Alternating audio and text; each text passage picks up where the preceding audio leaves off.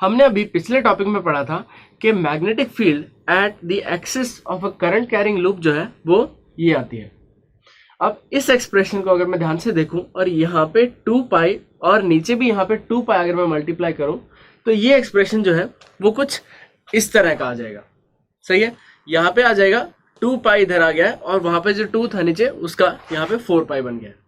सही है, अब मैं इसको आर स्क्वायर के साथ पाई को क्लब कर दूंगा तो यहाँ पे पाई आर स्क्वायर आ गया। Now what is pi r square? This is the area of the circular loop. सही है, अब इसको मैं एक्सप्रेशन को दोबारा से लिखूंगा तो मैं i और a को साथ में क्लब कर दूंगा और i और a को साथ में क्लब करके मैं एक क्वांटिटी m बोल देता हूं।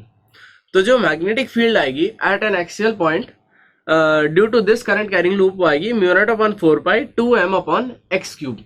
यहाँ पे नीचे का आर स्क्वायर और एक्स स्क्वायर के में सिर्फ एक्स क्यूब क्यों रह गया है, क्योंकि हमने ये अज्यूम किया है कि जो रेडियस ऑफ लूप है वो डिस्टेंस के कंपैरिजन में बहुत ही छोटी क्वांटिटी है। तो फिर यहाँ पे आर स्क्वायर नेग्लेक्ट हो जाएगा और सिर्फ एक्स स्क्वायर बच जाएगा और ये एक्सप्रेशन जो है वो भी सिंप्लीफाई होकर एक्स क्यूब बन जाएगा। तो हमारे पास जो finally magnetic field at an axial point का एक्सप्रेशन आएगा वो आएगा mu naught upon 4 pi 2m upon x cube. अब ये क्वांटिटी m क्या होती है वो हम देख लेते हैं।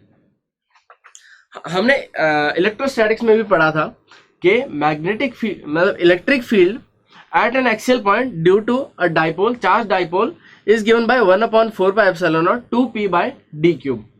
सही है, अब यहाँ पे p क्या था, ये था dipole moment of this dipole. सही है, अब ये p और इस m को हम देखें तो ये जो दो एक्सप्रेशंस हैं ये ऑलमोस्ट सिमिलर दिखाई दे रहे हैं हमें। सही है, तो यहाँ पे p की जगह यहाँ पे m आ गया है और ये दो एक्सप्रेशन उस तरह सिमिलर है। ये जो मल्टीप्लायर कांस्टेंट होता है म्यू नॉट अपॉन 4 पाई मैग्नेटिज्म के लिए, उसी तरह से यहाँ पे इलेक्ट्रोस्टैटिक्स के लिए 1/4 पाई एप्सिलॉन नॉट होता है। सही है, तो आप देख सकते हैं कि ये दो एक्सप्रेशन सिमिलर हैं। तो हम बोल सकते हैं कि जो करंट कैरिंग लूप है वो मैग्नेटिज्म में एक डाइपोल की तरह बिहेव करता है, जिसी तरह से एक चार्ज डाइपोल जो है वो इलेक्ट्रोस्टैटिक्स में एक डाइपोल की तरह बिहेव करता है। सही है, और यहाँ पे इसका डाइपोल मोमेंट क्या होगा, I इंटू ए। तो अब इससे हमने एक सिमिलैरिटी देख ली है कि जो करंट कैरिंग लूप है वो डाइपोल की तरह बिहेव करता है और इस बात को यूज करके हम इसकी कई सारी प्रॉपर्टीज को अंडरस्टैंड कर लेते हैं। अब वो देखते हैं हम वो प्रॉपर्टीज के क्या आएंगे। तो अभी हमने देखा कि करंट कैरिंग लूप जो है वो मैग्नेटिक डाइपोल की तरह बिहेव करता है और मैग्नेटिक फील्ड जो प्रोड्यूस करता है that is similar to the electric field produced by charge dipole.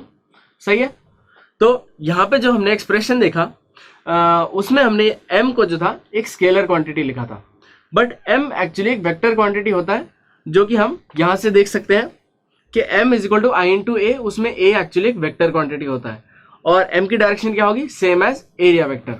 अब ये हम कैसे निकाल सकते हैं, जो करंट है हम उसकी डायरेक्शन में अपने फिंगर्स को कर्ल करेंगे और जो हमारे थंब की डायरेक्शन है वो एरिया वेक्टर की डायरेक्शन भी बताएगा और m की डायरेक्शन भी बताएगा।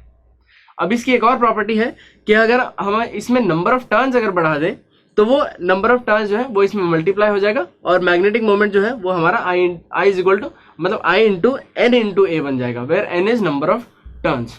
सही है, अब मैग्नेटिक फील्ड की अगर बात करें तो जिस तरह से एक्सियल पॉइंट पे चार्ज डाइपोल और मैग्नेटिक डाइपोल में एक सिमिलैरिटी है, उसी तरह से इक्वेटोरियल पॉइंट में भी सिमिलैरिटी होती है और दोनों के एक्सप्रेशंस ऑलमोस्ट सिमिलर आते हैं। जैसे कि यहाँ पे 1/4 pi epsilon naught minus p by x cube है, उसी तरह से यहाँ पे minus mu naught upon 4 pi m by x cube आएगा। सही है, तो these are some of the properties of magnetic dipole.